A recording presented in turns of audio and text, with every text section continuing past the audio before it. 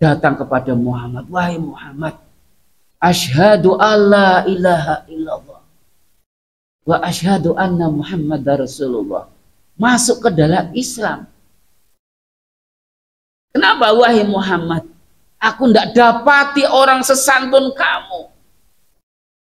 Engkau sedikit pun tidak menyakitiku. Teman-temanmu sedikit pun tidak menghinakanku. Masya Allah. Sumamah yang tokoh seperti itu akhirnya masuk ke dalam Islam. Kenapa? Pelayanannya terhadap tawanan itu luar biasa. Maka hari ini kalau kita melihat bagaimana kemarin peperangan di Afghanistan, tentara-tentara Amerika yang ditangkap itu banyak yang masuk ke dalam Islam. Kenapa? Santunnya mujahidin Taliban yang memperlakukan tawanan-tawanan itu tidak dibunuh, tidak disiksa.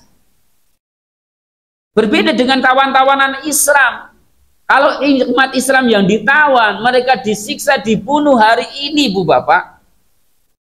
Ribuan orang itu gila. Saudara-saudara kita di Suriah itu gila. Kenapa? Dipenjara oleh Bashar Assad itu tidak dikasih makan berhari-hari. Banyak mereka yang meninggal dunia. Ya, mereka disiksa, dimpit-impit penjara itu satu ruangan katakanlah 3 kali 3 meter diisi 20 orang, 40 orang. Mereka hanya bisa berdiri, tidak bisa duduk. Sekian lama mereka, akhirnya banyak yang gila. Tapi berbeda dengan Islam. Islam itu Masya Allah, tawanan itu tidak disiksa. Tawanan itu di rumah dikasih makan. Maka ketika mereka keluar dari penjara-penjara Islam, mereka lebih senang hidup di penjara daripada hidup di luar. Ini ibu bapak yang mati Allah Subhanahu wa taala. Ini adalah santunnya Nabi Shallallahu Alaihi Wasallam dengan para sahabat. Maka mereka adalah orang-orang yang tidak mudah untuk marah, karena yang namanya hilm itu ada dua, diapit oleh dua akhlak buruk, marah, pemarah, dan bodoh. Itu. Jadi memang orang-orang itu tidak hilm, ya orang itu ya pemarah. Kalau tidak pemarah ya bodoh. Ibu bapak, inilah kisah-kisah orang-orang yang berlaku hilm hingga akhirnya orang-orang yang di luar Islam masuk ke dalam Islam. Ya, Nabi SAW pernah menyuapi seseorang, disuap. Orang itu orang buta. Ya, tapi orang itu senang ngomong kasar, bahkan melaknat Nabi SAW. Tapi Nabi SAW itu tidak memarahinya, tetap hari berikutnya nyuapi lagi, ngasih makan lagi. Dihujat, dijelek-jelekan. Orang itu tidak tahu bahwa yang dijelek-jelekan itu orang yang sedang menyuapinya. Nah, jenengan kira kita semua gimana? Percuma. Ngono mangan dewek. Itu seperti itu. Tapi tidak dengan Nabi Shallallahu Alaihi Wasallam. Begitu luar biasa agungnya akhlak Nabi Shallallahu Alaihi Wasallam. Maka ibu bapak, kita tidak bisa seperti Nabi. Saya yakin tidak bisa. Gitu ya. Tapi ada contoh Nabi Shallallahu Alaihi Wasallam yang bisa kita tiru. Ya, kalau hari ini kita belum, ya mbok jere sapa ngesuk. Ngesuk urung ya mbok jere sapa ngesuke mani. Tekan mati urung, sing penting wis tahu usaha. Nah, sekarang bagaimana kita bisa meraih akhlak hilm? Gitu ya. Bagaimana kita itu bisa mendapatkan akhlak seperti itu, akhlak hilm sebagaimana Nabi SAW dapatkan. Ibu bapak yang dirahmati Allah Subhanahu wa taala, maka kita harus tahu bahwasannya akhlak hilm itu diapit oleh dua akhlak buruk, yaitu bodoh dan marah. Maka cara mendapatkan kita itu, cara memperoleh akhlak hilm ini tidak lepas dari dua akhlak buruk itu. Ya. Maka bagaimana caranya? Yang pertama adalah kita ingin dapatkan akhlak hilm, yang pertama adalah jadi wong pinter. Jadi orang pinter. Nek wong dadi wong pinter, jelas tinggal akhlak satu yang buruk. Sekarang tidak bodoh lagi. Ya. Ya. Hari-hari ini kita itu mendapati orang-orang yang subhanallah kejam-kejam sekali. Ya, kejam-kejam sekali. Mendapati istrinya sedang berzina, selingkuh dengan orang lain, ngolet gaman dibebet kabeh. Sing lanang ya dipeteni, bojone ya dipeteni. Subhanallah. Apakah begitu? Ya begitu. Kalau memang sudah tidak, ya sudah diceraikan. Kenapa? Kalau amal yang pertama kali dihisab besok di yaumul akhir apa? Sholat kita. Tapi hukum had yang pertama kali ditegakkan apa? Darah.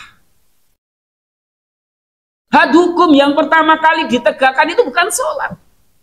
Tapi kalau amal pertama kali yang ditegakkan, dihisab adalah sholat kita. Tapi hukum yang pertama kali ditegakkan adalah tentang darah. Bisa tidak kita mempertahankan darah? Kenapa kamu membunuh? Kenapa kamu membunuh? Apa alasan kamu membunuh? Ya.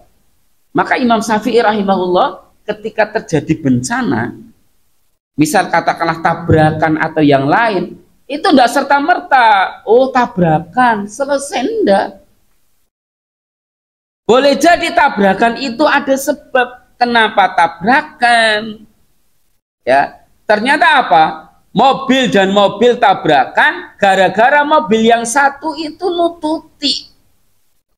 Harusnya tidak nututi, dia nututi, ternyata depannya ada mobil. Yang salah siapa? Mobil yang nututi ini. Ada yang mati? Ada. Maka mobil sopir ini menjadi pembunuh di hukumnya. Tidak bisa tidak seperti itu saja. Oh ya kecelakaan, takdiri mati. Tidak bisa begitu. Ya. Maka hukum yang pertama kali ditegakkan besok adalah tentang darah. Ya, di Solo itu seorang AKP membunuh AKP yang lain. Seorang polisi membunuh polisi yang lain. Gara-gara apa? Polisi yang satu melindungi penambang gelap, polisi yang satu itu ingin mengungkap penambang yang gelap. Ditembak. Umur hampir pensiun, 2 tahun berikutnya mau pensiun. Berarti wis tua. Subhanallah, dia sudah hampir tua, dipecat tidak dengan hormat. Apa hanya itu? Kalau di dunia dipecat tidak dengan hormat, isi ada yang menjamin rezekinya. Meskipun dia berlaku dolim, dia masih dijamin rezekinya oleh Allah. Tapi di akhirat, dia akan ditagih darahnya. Subhanallah. Nggak bisa akan melenggang begitu saja, karena dia punya hukum yang berkaitan dengan hak anak Adam, terlebih dengan darah. Ibu bapak yang dirahmati Allah Subhanahu wa Ta'ala, maka bagaimana kita tidak jadi bodoh, bagaimana kita tidak jadi marah? Maka yang pertama seorang itu ingin dapatkan akhlak al-hilm, maka dia harus tahu ilmunya. Dia jadi orang yang pinter, harus berilmu. Dari mana jenengan bisa berilmu? Dari ngaji. Ya. Meskipun jenengan di sini ngantuk, mboten nopo-nopo, mending ya. Daripada yang tidak ngaji sama sekali. Wes orang ngerti, orang mangkat. Iya. Makanya saya dengan ustadz saya itu ya namanya nahwu shorof. Orang awal kali belajar nahwu shorof itu ya kok angel temen ya begitu. Ada apa nasihat ustadz saya? Beliau bilang apa? Ketika saya belajar nahwu shorof, ya apa? Pinter orang pinter orang pinter, sing penting teka. Mudeng orang mudeng, sing penting teguh. Karena dia orang-orang Rembang, dia bilang begitu. Jadi ketika kamu belajar, mudeng orang mudeng, sing penting wis orang mudeng, orang teka, wis tambah bodoh. Ya. Maka Allah sampaikan fa'lam annahu la ilaha illallah, ketahuilah oleh kalian bahwasanya tidak ada ilah kecuali Allah. Yang pertama kali dituntut oleh kita jadi orang berilmu. Nah, termasuk hari ini bagaimana contoh Nabi SAW, santunya Nabi SAW. Kita akhirnya ngerti ilmu nih, setitik-titik ngerti, setitik-titik ngerti, setitik ngerti, jadi ini akeh ngerti nih. Itu begitu. Jadi yang namanya orang ngerti itu tidak mesti langsung akeh, jenengan teka ngaji sejam, ilmu terus akeh orang ngeling. Ya, ilmu apa? Ilmu ladoni. Turutok langsung jadi kiai.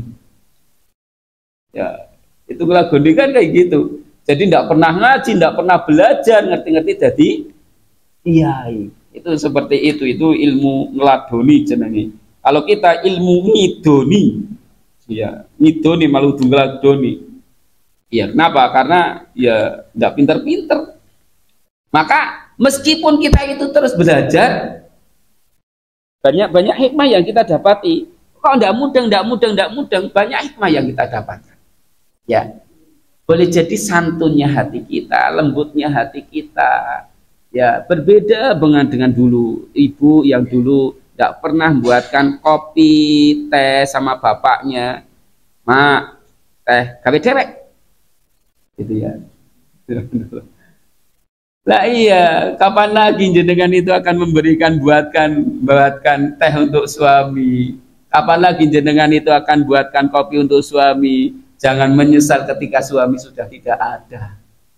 Kan begitu. Kapan lagi jenengan itu akan berbakti kepada suami? Kalau ya surgane wong wadon pena telapak kakine suami, itu begitu. Ya, bahkan kalau sampai seorang wanita meninggal dunia kok suaminya tidak ridho, maka dia tidak masuk surga. Sampai seperti itu. Artinya apa? Kalau sampai ridho suaminya ya meninggal dunia, saya ridho, dia telah berbuat kebaikan ya yang luar biasa. Dia sudah cukup bekalnya. Aku ridho mau meninggalkanku. Bukan ridho meninggalkanku golet maning, bukan begitu. Tapi benar-benar apa bekal istrinya itu sudah cukup, sudah banyak, ya baktinya kepada suaminya luar biasa hingga ya cukuplah. Dia sudah capek luar biasa untuk merawat saya, berbakti kepada saya. Sampai suaminya betul-betul ridho, rela untuk melepas kepergian sang istri. Nah, kalau suami sudah sikap seperti itu, surga tidak sejauh balasannya. Maka ibu, bapak kaum muslimullah, maka yang pertama kali bagaimana kita bisa santun adalah al-ilmu. Maka terus belajar, ngaji. Tidak cukup satu ustadz. Ya, tidak cukup satu ustadz. Dua ustadz tidak cukup. Tiga ustadz tidak cukup. Ya, saya sedikit belajar tahsin. Pada syekh satu seperti ini. Saya dapatkan ilmu. Saya dapatkan pada syekh yang lain, saya dapatkan ilmu tentang rohwah, sifat huruf tentang rohwah. Saya ini mengajarkan seperti ini. Tapi saya tidak dapati pada syekh yang lain tentang rohwah. Saya dapati pada syekh yang lain tentang hames. Syekh yang lain tidak mengajari saya hames seperti ini. Pada syekh yang lain menyampaikan tentang bagaimana cara membaca idhar halki. Oh, cara membaca idhar halki seperti ini. Syekh yang lain tidak dapatkan. Ternyata kalau Imam Syafi'i mendapati gurunya 1000 orang, maka beliau dapatkan kebaikan kesempurnaan sampai 1000. Kalau jenengan cuma gurunya 1, maka jenengan punya dapatkan kebaikan 1. 2, dapatkan 2. 3 semakin banyak. Ya, semakin banyak gurunya, maka jenengan semakin banyak kebaikannya. Masya Allah. Jadi kalau baru 1, 2, 3 ya nurung akeh, gitu ya. Sayangnya apa? Sayangnya sudah tua.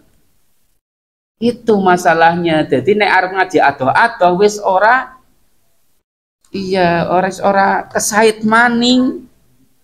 Nah itu padahal urung duwe putu wis buyuten. Itu seperti itu. Ya makanya ibu bapak wis sejam kok urung rampung-rampung si kepriben. Iya, salahnya begitu. jegong ya bengkek, ngadeg ya bengkek. Ya memang sudah saatnya diturokaken. Itu begitu. Lah ya belajar sudah waktu tua seperti ini kan kita sudah tidak nyaman ya. Abah gue golet apa? Golet sendean. Kayak abah golet sendean kabeh. Itu seperti itu. Lah ya, masalahnya kalau di sendean ya melengkung seperti itu. Ya, Ibu Bapak, ya itu sudah tua namanya. Dan ketika kita sudah belajar sudah tua ya sudah ilmunya sulit. Makanya ketika ditanyakan qila li Hamad, ketika ditanyakan kepada Al-Hamad, anta tamutu ghadan, gua akan mati besok. Ketika seseorang itu ditanyakan bagaimana kalau kamu disampaikan gua akan mati besok, saya akan beramal sebanyak-banyaknya. Maka Ibnu Wajib menyampaikan, nggak mungkin gua akan bisa beramal sebanyak-banyaknya. Engkau hanya tidak akan mampu menambah ilmu dan engkau tidak mampu menambah amal. Kalau engkau katakan engkau akan mati besok, maka engkau sudah tidak bisa nambah ilmu lagi dan engkau sudah tidak bisa menambah amal lagi. Kecuali antum memperpanjang saja. Sing mau nih baca Al-Quran sejus jadi 2 juz. Tekan mati nih. Ilmunya tidak nambah ilmu. Apalagi seperti kita sudah mulai tua, sudah nangini ketone mudeng, metu wis ilang. Itu sudah begitu. Jadi panjenengan kita semua ngaji itu hanya apa? Untuk mengistiqomahkan kita. Mengistiqomahkan kita sedikit pengetahuan, ya. Syukur nambah amal, syukur nambah ilmu. Nek ora sing penting mati husnul khotimah. Itu dok. Coba kira-kira jenengan kan menghafal kitab Minhajul Qasidin, satu kitab ini sanggup napa mboten? Kok kitab Al-Qur'an be ora apal-apal. Al-Qur'an pinten juz? 30 juz, sing pun apal pinten? 60 tahun sejuz be urung apal. Singgo ngapa nang dunya? Coba ketika ditanya begitu kita 30 juz belum hafal 1 juz, lah antum hidup berapa lama di dunia? 60 tahun ya Allah. 60 tahun tidak hafal 1 juz. Coba, kita kan malu sekali. Lah sayangnya hari ini sudah tua. Ya mudah-mudahan Allah memaafkan kita semuanya. Itu begitu. Ini yang pertama. Bagaimana cara meraih kita hilm? Yang kedua, cara meraih hilm yang kedua adalah tadi bodoh maka obatnya berilmu. Yang kedua, yang namanya orang tidak hilm itu nek ora bodoh ya marah, maka berikutnya mengobati kemarahan, ngobati gela, marah. Lah, mengobati marah ini ada 2. Seneng marah napa mboten Ibu Bapak? Wong marah kok kesenengan. Allah. Sampaikan, "Ilam annal ghadaba sya'latun minan nar." Sesungguhnya marah itu terbuat dari bara api. Tapi bara api yang khusus sing jenenge gela itu berasal dari bara api sya'latun minan nar. Sa'latun ini bara wangwah minan nar, ini khusus dari api neraka. Berarti nek wong gela kuwi lagi merasakan api neraka.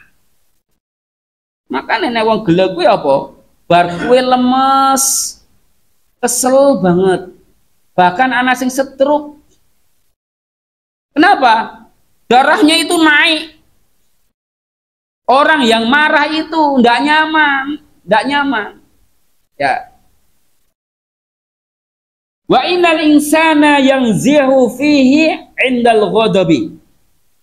Sesungguhnya marah itu, manusia itu mudah disusupi dengan marah. Wong kuwi niku, tiang niku itu gampang banget, sedikit sekali itu tersulut dengan kemarahan.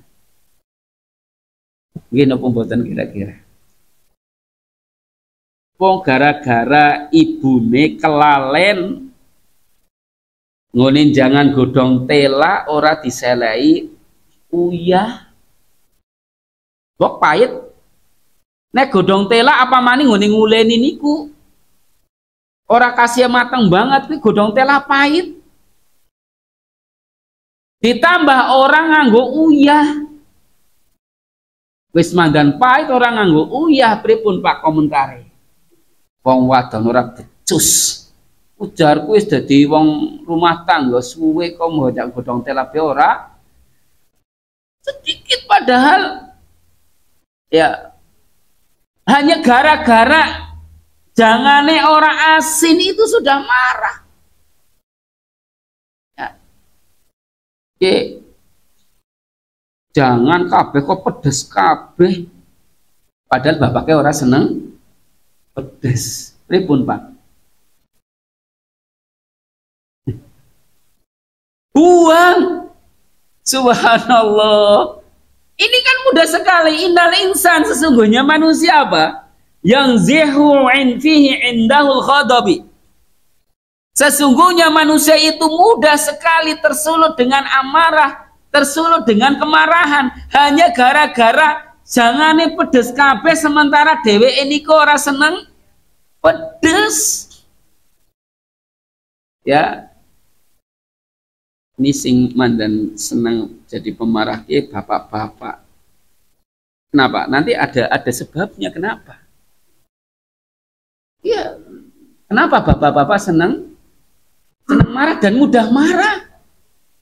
Nanti kita sampaikan sebabnya, dan orang yang punya sebab seperti itu dan tidak memahami, tidak punya ilmunya, dia mudah sekali untuk marah. Ya, nek wis gele barbarane awake kesel, lemes, ya awang-awangan arep ngibadah. Ini bahaya, makanya jangan senang marah. Pokoknya guyu bae, jangane ora asin, alhamdulillah ya ora usah dimaem. Kan begitu. Mongko ibune dhewek sing nyicipi dhewek, dah tinggal pahit. Lah bapaknya kan mboten anu ngendika Pak. Lah nek nyong ngomong kok kowe gelek. Dirasaknya dhewek seperti itu. Ibu bapak ya mati Allah Subhanahu wa taala. Maka cara yang kedua kita itu mendapatkan al-hilm adalah dengan mengobati marah. Mengobati marah ini ada dua. Saat sebelum terjadi marah dan setelah terjadi kemarahan. Cara yang pertama namanya wikoyah. Namanya wikoyah, pencegahan. Sedia payung sebelum hujan. Sedia payung sebelum hujan. Supaya apa? Supaya orang udanen. Nek udan gerimis, udan gede langsung ngegarna payung. Apa sih wikoyahnya? Ibu bapak yang dirahmati Allah Subhanahu wa taala, maka wikoyahnya hendaknya jenengan jadi orang yang paham apa yang menyebabkan orang itu marah. Maka jenengan kita semua harus tahu apa sih yang menyebabkan kita jadi marah. Itu namanya wikoyah. Sebelum terjadi kemarahan, itu jenengan kita semua harus tahu sing dadekna awake dhewek dadi geleke apa. Yang marakna awake dhewek jadi pemarah itu apa? Ibu bapak rahmati Allah Subhanahu wa taala, di antaranya adalah ajab. Jadi ajabu. Ujub al-kibr. Ujub niki dereng dados kiber. Ujub niku dereng sombong. Ujub niku nembe gumun. Ngertos gumun nggih? Gumun. Nek gumun iku besane kula jenenge Pak Gumun. Kalau kadang-kadang ngomong Kak jan gumunan banget, is aja gumunan besane.